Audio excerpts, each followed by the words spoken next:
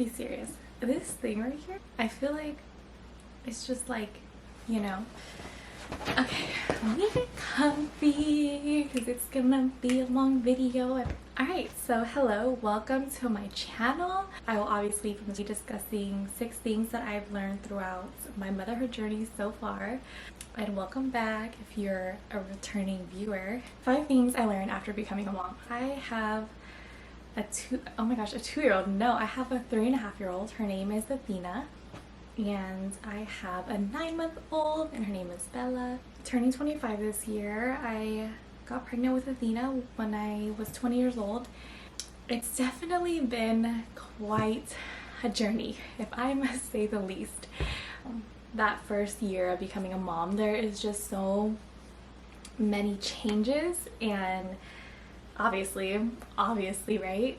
And a lot of things that I didn't know that I was going to experience, because one thing, let me say this, no matter how many books you read trying to prepare you for motherhood, and no matter how many videos you look up, no matter how many, things you search up on Google, how many articles you read, nothing truly prepares you for motherhood until you actually experience it for yourself. Before I had Athena, I was researching so many things one after another, trying to prepare myself, right? And make sure that I'm filled with all this knowledge before, giving birth to this precious baby. I just wanted to make sure I got it right and I had it down. Definitely nothing prepares you until you're actually experiencing it. And it's just one of those things, you think because you hear stories from people, or you see what your sister, your mom, or your cousins, they have babies, or your niece and your nephews, and you think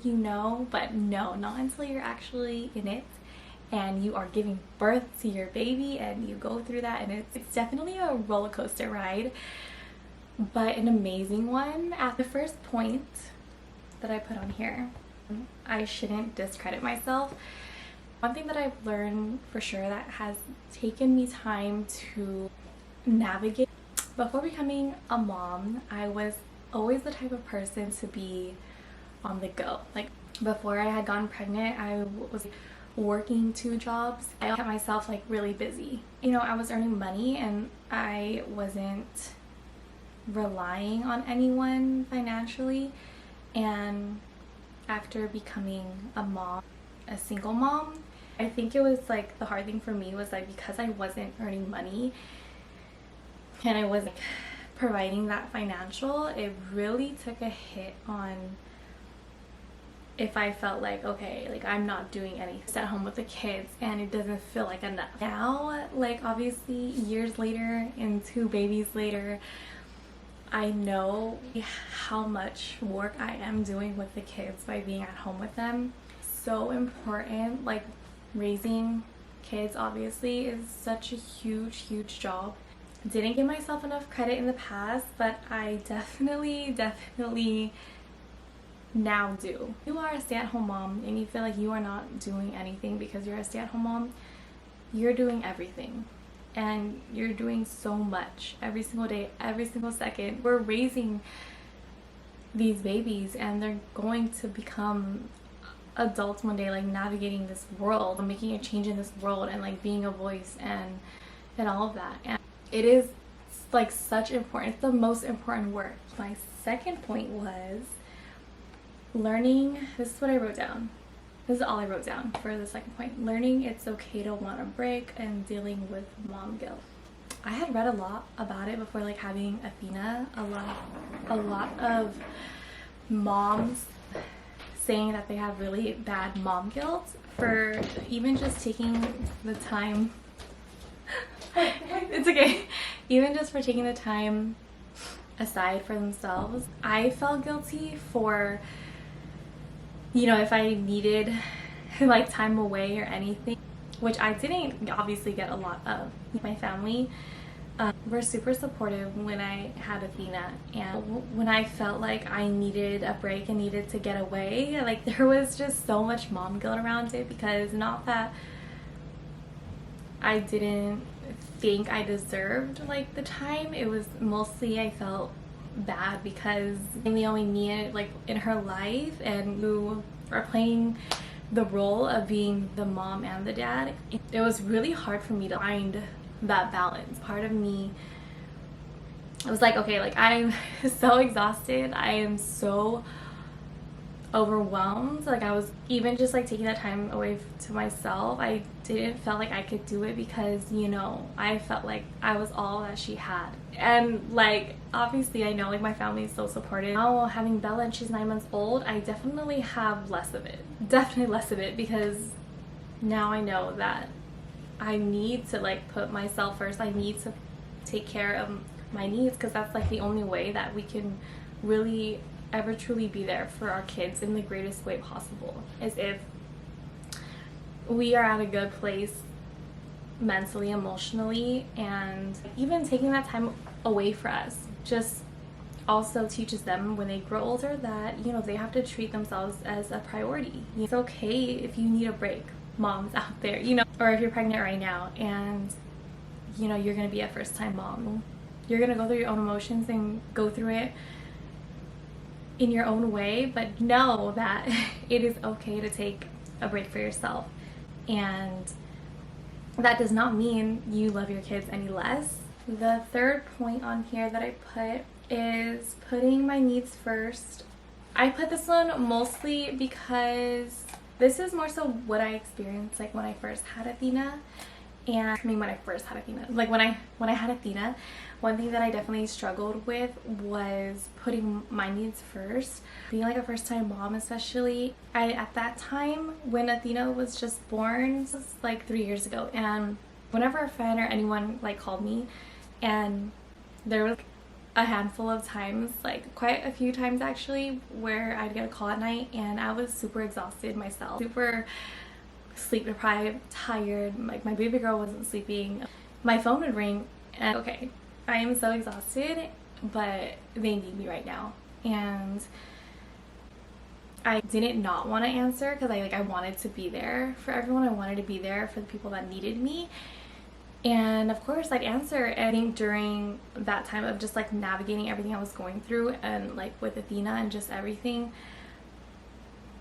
I definitely learned over time that I need to put my needs and myself first. And it just meant less of like answering people's phone calls at, you know, 2 a.m. in the morning. I need to talk them through like certain situations and like stress when I was already stressed myself. So that was super hard for me because I was always like a phone call away for like obviously any of my friends. So if I get a call and like I'm really just not in the headspace to take it because like the kids and everything, like I don't take it and I don't feel guilty for it. Obviously now at the end of the day my friends will understand, like they know like, you know, mom life. But I think before, especially when Athena was under 1, it was just really hard and I was a people pleaser. I just really felt like I couldn't say no to anyone, and I felt like I really had to be there every second, every minute if someone needed me, no matter in what mental state I was feeling. You know, like I was the person to drop everything and like be there for whoever. And I'm not like saying that's like a bad thing. Like I will always be there for like anyone when they need me, but now I just put more like boundaries on it to where I am not pouring myself endlessly when I didn't even have that much to give. Before that, it was such a struggle. Like I'd always be there like in a second, in a heartbeat. Yeah, becoming a mom and like attending to like my baby, I can't do what I did before because it just does not match. It does not line up with my life right now. So we are on the 4th point. How strong women are. Oh, this is what I put. How strong women are, what we endure, go through. I'm not sure if this is something like, I guess that's not really something that I learned after becoming a mom, but just became more aware of and like more attentive of how much women go through and how freaking strong. I just salute like every woman, honestly. It just made me so much more appreciative, and especially to my own mom. Athena is still so young, like she's only 3.5, Bella's 9 months, but even just in that time period alone, that short time period of like being a mom, I just give so much more love and praise to my mom because I know that she has sacrificed so much for us. And women in general are literally amazing. Okay, amazing. Like, side note, definitely like when I'm older and, you know, when I be making that money and when I'm rich, because, you know, putting it out there, because like manifesting that. But when I am, I definitely want to start up like a non-profit organization. I've always wanted to, always, to help teens and kids and just provide resources like that they need. But I think like after becoming a mom, I think I more so just really want to start an organization for women everywhere, and young women, teens, women in their like 20s, just having a place of just like everything, just like offering everything, you know, from like whether it's therapy services, food, or like just any of that stuff, you know, anything like they need. Like I would definitely want to start an organization for that, especially like moms, you know, like single moms, any age of moms, whether, you know, whatever. It just like everyone is, after going through my own personal experiences too, and also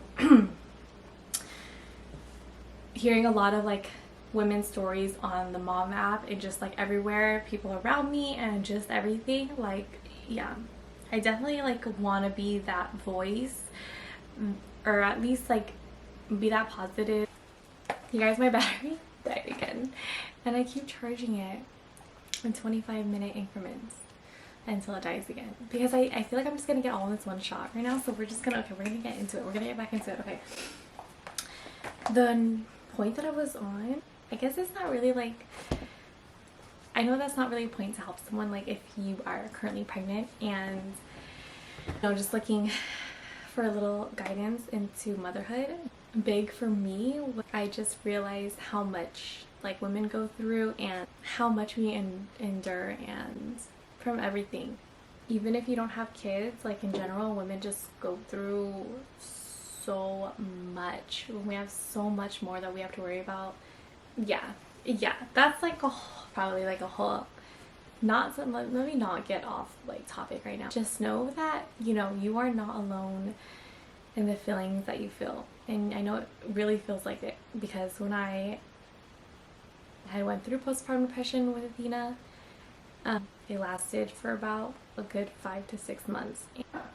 I felt like I didn't have anyone, although there were so many people around me that like loved me, and I had so many people in my life, you know, that care for me. But it's just like when you're in that headspace, when you're in that moment, when I was, you know, up late at night every single night with Athena, because, you know, I'd be the only one up in the house, and Athena would just be crying, and I'd be rocking her for forever, and she just would not fall asleep. And I hear everyone else like snoring in their room. Yeah, I definitely felt super alone, but just, you know, I never was, and I always had that support from my family, and I'm super grateful for that. Just know that what you are experiencing, what you might experience, what you have experienced, yeah, you definitely are not alone. There are so many women out there that feel exactly how you feel. It's just to bring you comfort and to know that you are going to get through it. You are going to 100% get through it. You're going to thrive. Athena is 3.5. She's almost 4 years old, and she's made me into such a stronger, much stronger woman than I was 3 years ago, for sure. And although I've definitely have gone through my fair share of shit the past couple of years, definitely not the same person I was 3 years ago.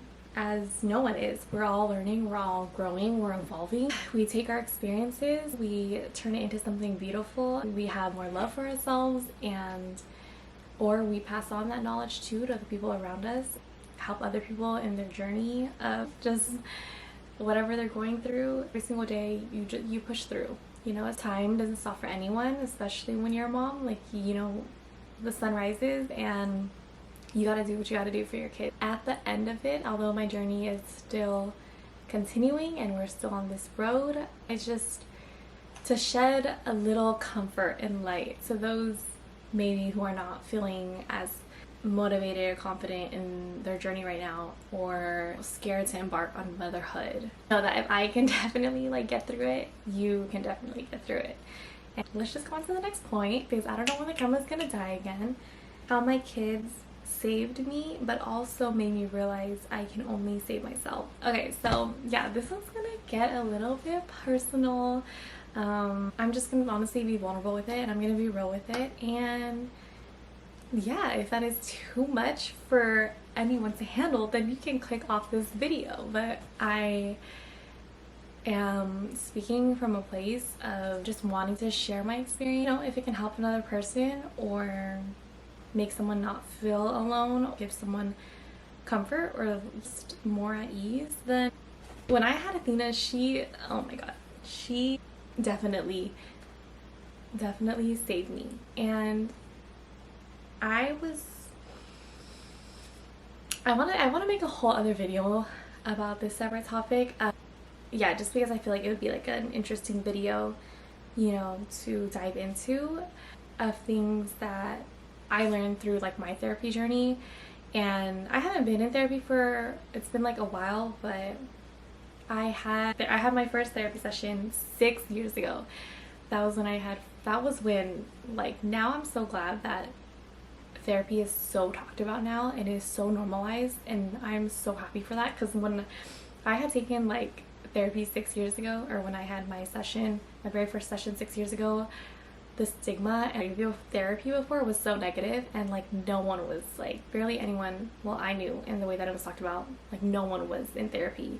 It wasn't a normalized thing. It wasn't a thing that, you know, everyone was doing for their mental health and knowing that it's like good for them. But it was more so a thing like, you go to therapy, like you must be crazy, you know, like it was that type of thing. Or like, you go to therapy, like they just sit there and ask you like, so how do you feel about that, you know? And like, it was just, but now it is so normalized, you know, especially BetterHelp, like every YouTuber promotes it. And I definitely want to make that a separate video, like things I've learned through my therapy journey in the past. I thought that would be like an interesting video to do. But yeah, without getting like so much into it, Athena like definitely like saved me, and she just totally gave me like purpose in my life, 100%. Before I had her, I was completely like hopeless, and I felt like I had no reason, no motivation like to be, you know. So yeah, without like, you know, getting into it and all that, she really just brought so much meaning to my life, so much love, and so much